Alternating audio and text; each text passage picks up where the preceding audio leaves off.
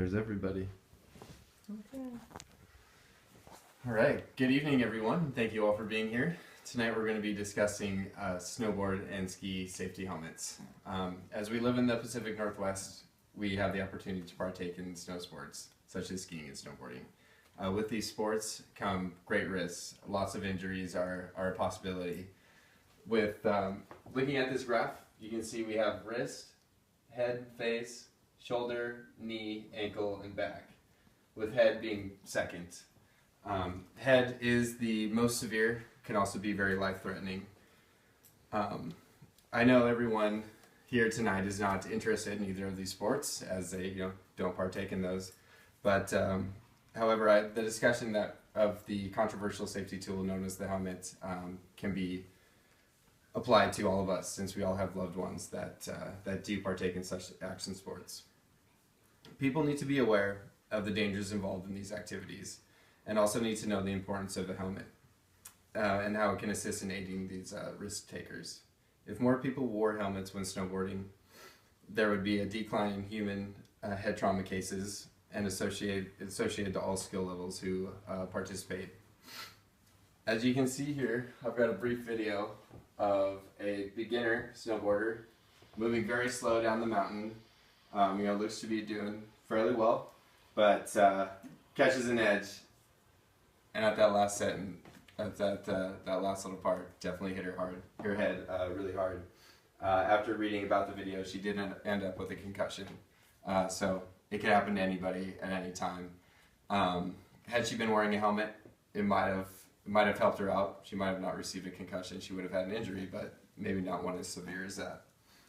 Since the beginning of skiing and snowboarding, head injuries have plagued these action sports. I have not directly been affected by any head trauma, nor known anybody who has, but I do have a love for snowboarding and know the risks that are associated with that. And with those risks, I find myself as an advanced snowboarder, somewhat, to some degree.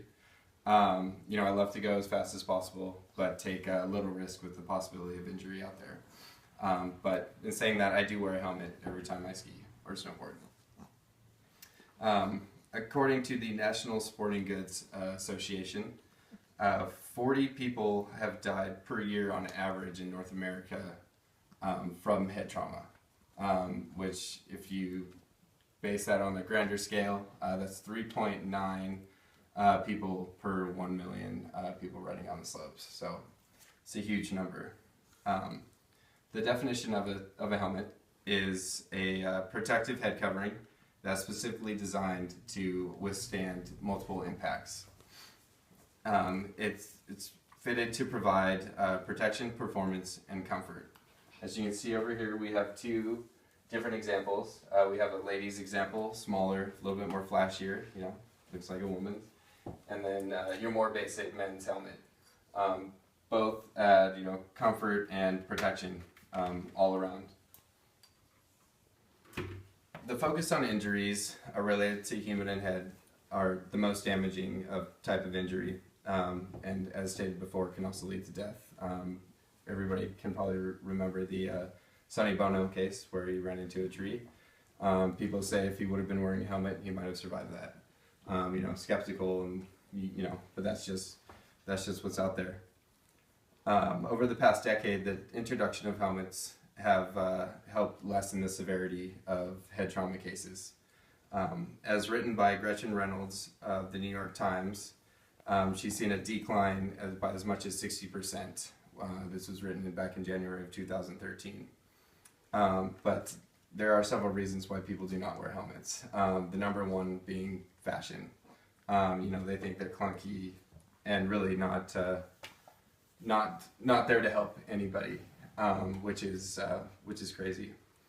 But if only people knew the risks and statistics associated to snowboarding, I feel like the percentage of people wearing helmets would climb.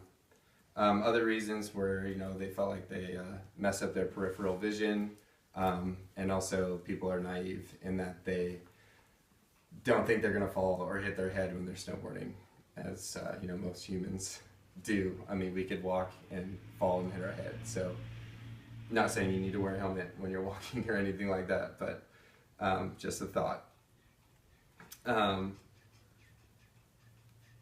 Other reasons for this was mentioned in the Innsbruck speed experiment, where researchers found risk takers skied faster than those who were naturally cautious.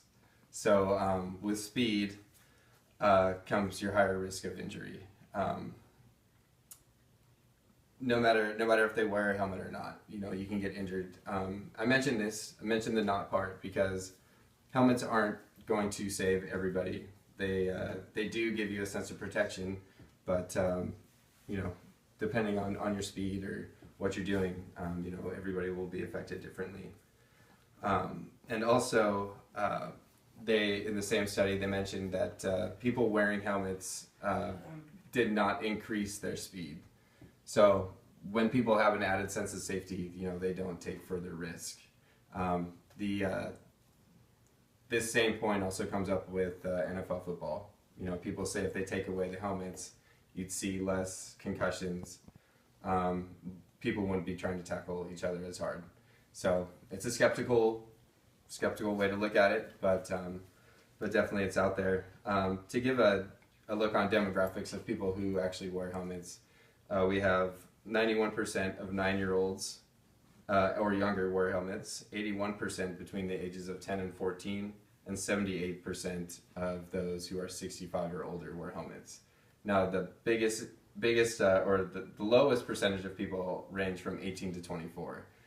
They're in at about 53%, which is a 194% increase from a study taken in 2002 when it was 18%.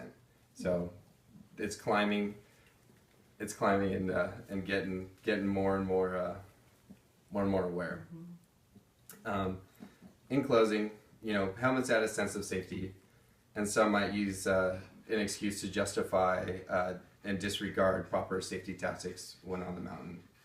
But there is conclusive data showing a reduction in serious brain trauma accidents for snow sports for people who wear helmets.